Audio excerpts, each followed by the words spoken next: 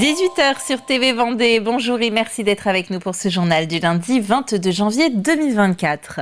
Au sommaire, nous parlerons bien sûr de la visite du ministre de l'Agriculture, Marc Fesneau. Il était à Saint-Hermine pour aborder la thématique de l'accès à l'eau et présenter un fonds hydraulique agricole, un sujet fortement attendu bien sûr des agriculteurs. C'est la semaine nationale des métiers du numérique, un secteur particulièrement dynamique en Vendée avec de forts besoins de recrutement. Enfin, coup de projecteur sur les producteurs locaux, c'est le projet mené à bien par des élèves en cuisine-service de la MFR Saint-Michel-Mont-Mercure. Ils ont organisé un marché de producteurs. La grogne prend de l'ampleur chez les agriculteurs. Les mouvements de contestation et actions de blocage sont organisés un peu partout en France. L'autoroute A64 en Occitanie est notamment bloquée. Poids des charges financières, normes environnementales et gestion de l'eau font partie des sujets de discorde. C'est justement sur ce dernier thème que le ministre Marc Fesneau s'est rendu en Vendée ce lundi. Il a présenté le fonds hydraulique agricole. Explication avec Aurélien Huard. Avec des réserves assez puissantes d'ailleurs. 20 millions d'euros pour remobiliser et moderniser les ouvrages existants, mais aussi pour accompagner de nouveaux projets. Voilà en quoi consiste le fonds hydraulique agricole présenté par le ministre de l'Agriculture. Parmi les axes à développer, la réutilisation de l'eau, communément appelée REUT. Il s'agit de traiter des eaux industrielles et de les réutiliser à destination agricole. Ce système est encore peu répandu en France, mais il apporte une véritable plus-value à la production. On a besoin, nous, d'être en avance parce qu'à la fin, c'est de la compétitivité pour nous. Et on voit bien que si on peut vendre des produits avec des labels et des marques qui sont réellement vertueuses en termes environnementaux, c'est parce qu'on a pris de l'avance. On est sur des activités de luxe où la question de la réutilisation de l'eau, elle est devant nous et pas derrière nous. Autre levier mis en avant, les réserves de substitution, ces fameuses bassines qui permettent de stocker l'eau et d'éviter de puiser dans les nappes phréatiques. On en compte 25 actuellement en Vendée. Les syndicats mixtes propriétaires de ces réserves souhaitent arriver à 100% de substitution à long terme. Les agriculteurs, eux, ont exprimé leur inquiétude par rapport aux dégradations de ces installations. Il faut que l'État nous réassure aussi financièrement, puisqu'en fait, à force d'être dégradé, on a des assurances qui ne suivent plus. Donc l'État, j'ai compris, prendra ses responsabilités. Donc ça, c'est plutôt un point positif. Et puis globalement, d'abord que le ministre s'affiche clairement sur un sujet où l'eau deviendra une nécessité et qu'il va falloir continuer à stocker plus largement de l'eau, évidemment avec le respect des milieux. Durant cette visite, le modèle vendéen a été mis en avant. S'il n'est pas duplicable ailleurs en raison des diversités géographiques, la méthode de travail devrait, selon le ministre, inspirer l'ensemble du monde agricole.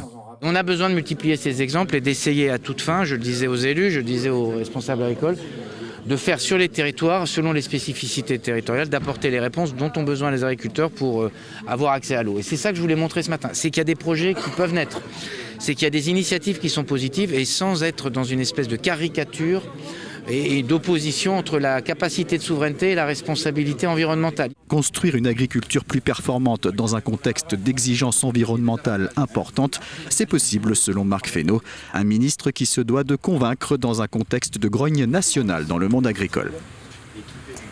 Et ça gronde aussi du côté des professionnels de la pêche. C'est à partir d'aujourd'hui que plusieurs dizaines de bateaux vendéens sont contraints de rester à quai pendant un mois pour limiter les captures accidentelles de dauphins. Nous serons dans notre édition de demain au port des Sables d'Olonne pour nous en rendre compte. Du côté de l'Île-Dieu se tenait ce dimanche le deuxième tour de l'élection départementale partielle, organisée après le décès de Bruno Noury le 24 septembre 2023 et la démission de son suppléant Emmanuel Maillard. Deux listes restaient à départager. Le résultat est serré, mais la balance penche du côté de Laure Barraud avec 799 voix. Son adversaire, Dominique Groisard, soutenu par la maire Carole Charvot, a obtenu 20 voix de moins. Taux de participation à ces élections, 38,2%. 8 entreprises sur 10 affirment qu'elles recruteront un poste du domaine numérique cette année. Alors que la Semaine nationale des métiers du numérique débute, en Vendée comme ailleurs, le marché du travail dans ce secteur est très dynamique. 61% des entreprises ont vu leurs effectifs augmenter ces 5 dernières années. On fait le point avec Colline Davy. La filière numérique est catégorisée par 2 types d'entreprises. D'un côté, celles directement liées au numérique et de l'autre, celles qui intègrent un pôle numérique avec par exemple des techniciens ou une direction digitale. Seul 1% des salariés vendéens travaillent dans ce domaine dans l'une ou l'autre des catégories. Pourtant, le secteur est en constante croissance. Les métiers les plus recherchés sur le département sont les suivants: l'étude et le développement informatique, la réalisation de contenus multimédia et enfin la maintenance informatique et bureautique. Un besoin qui ne diminue pas, 89% des entreprises vendéennes recrutant dans le numérique estiment qu'elles connaîtront une croissance sur les 3 prochaines années. Contactée par téléphone, Mathilde Hamel, consultante pour le cabinet de recrutement informatique Externatic, explique. Aujourd'hui, les besoins sont encore présents pour les entreprises du secteur numérique, comme pour celles intégrant un pôle numérique. Mais le contexte commence à changer. Il y a davantage de candidats par rapport à l'an dernier. Si elles ne trouvent pas, c'est principalement parce que le bassin vendéen est compliqué. Certains profils qui pourraient être intéressants n'ont pas pour projet de venir s'installer ici. Sur le département, la formation commence à se développer avec des BTS notamment. Mais pour la formation supérieure, il faut aller à Nantes ou Angers. Certains étudiants reviennent à l'issue de leur cursus, mais pas tous. C'est là où on a des besoins, parce que les lycées aujourd'hui proposent des BTS autour du numérique qui sont déjà, on est très bien pourvus au niveau de La Roche-sur-Yon, agglomération, mais même en Vendée. Donc là aujourd'hui, ce qui manque, c'est les bachelors et masters. Aujourd'hui, on a une fuite de nos jeunes qui vont vers des formations sur d'autres territoires. Alors après, c'est pas anormal de vouloir aller un peu ailleurs, mais ce serait intéressant aussi d'avoir cette proposition, cette offre sur notre territoire. Et aujourd'hui, c'est 225 entreprises qui ont des projets de recrutement dans le numérique, mais qui ne trouvent pas forcément rapidement des candidats. Dans la région, 4500 offres d'emploi ont été confiées à France Travail, le nouveau Pôle emploi. Ce sont souvent des contrats d'une durée supérieure à 6 mois. Alors, pour aider le secteur, France Travail organise pendant toute la semaine des rendez-vous en Vendée. C'est la 6e semaine du numérique et elle commence aujourd'hui. Merci Colline Davy. Environ 200 personnes étaient rassemblées à La Roche-sur-Yon pour défiler contre la loi immigration votée par l'Assemblée nationale. Vous en voyez ici en image le départ de la place Napoléon dimanche vers 10h30. D'autres rassemblements étaient également organisés à Fontenay-le-Comte, mobilisant environ 250 personnes, et au Sables-d'Olonne, une centaine de manifestants.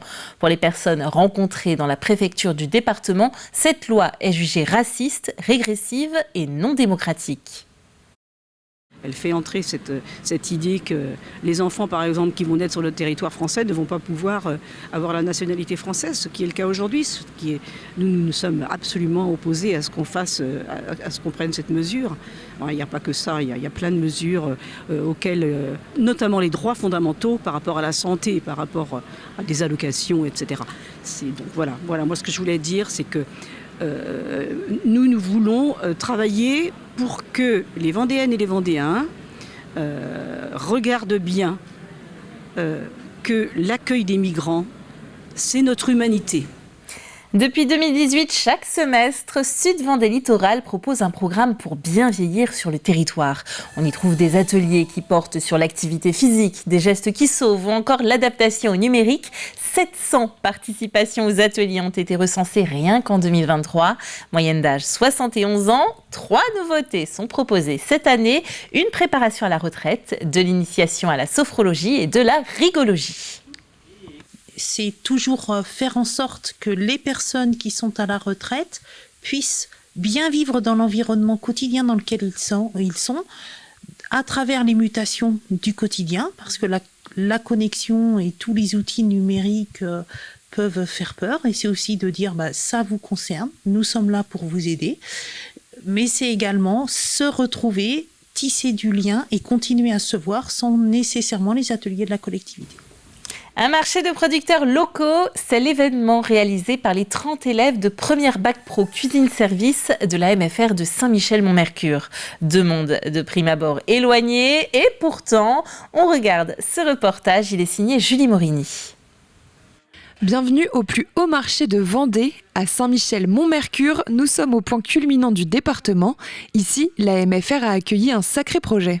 Ils ont dû travailler donc à 30 ensemble, ce qui n'est pas évident, travailler ensemble, travailler en groupe, en sous-groupe et individuellement, afin d'imaginer, d'ingénier un chef-d'œuvre. Un chef-d'œuvre qui a permis aux étudiants de première pro service cuisine de réaliser ce marché de producteurs de A à Z.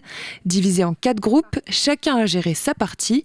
Mehdi et Noah se sont occupés des exposants, une nouvelle expérience pour eux. Déjà, c'était un beau défi de participer à ça parce que nous, dans nos métiers, c'est apprendre à gérer des choses. Et là, gérer le marché, ça nous a fait plaisir. Il y a eu l'excitation d'un projet qui se réalise quand même avec toute la classe. Dans la partie atelier de l'établissement, certains produits du marché ont été préparés, du service à la cuisine en passant par la production, des métiers complémentaires. C'est vrai qu'un marché par rapport à des cuisiniers ou des serveurs, ça n'a aucun rapport, sauf si on se dit, nous en tant que serveurs, comment on va les vendre, d'où il vient, qui l'a fait, et donc c'est intéressant de nous de travailler avec eux et de savoir comment il s'est fait, quoi. Au total, 8 producteurs locaux ont suivi le projet de ces jeunes. Ils ont tout intérêt en plus à comprendre aussi les producteurs locaux, savoir comment qu'on travaille, et puis c'est eux derrière qui vont faire valoriser nos produits à nous, quoi. C'est pour l'avenir, essayer de refaire un lien entre le terroir produit et cuisine. Ce marché a eu lieu pendant la journée porte ouverte de la MFR. Les visiteurs ont donc pu découvrir les talents des étudiants. Allez, un petit coup d'œil à la météo avant de refermer ce journal. Sous un ciel très nuageux à couvert, on pourra apercevoir des crachins bruineux. Le vent de sud-ouest se lèvera jusqu'à, vous le voyez, une 60aine de km/h sur les côtes. Niveau température, cela oscillera entre 8 degrés et 11 degrés. C'est la fin de ce journal. Merci de l'avoir suivi avec nous. Vous retrouverez, vous le savez, l'intégralité des reportages sur notre site internet tvvendée.fr. Belle soirée à vous et à bientôt sur TV Vendée.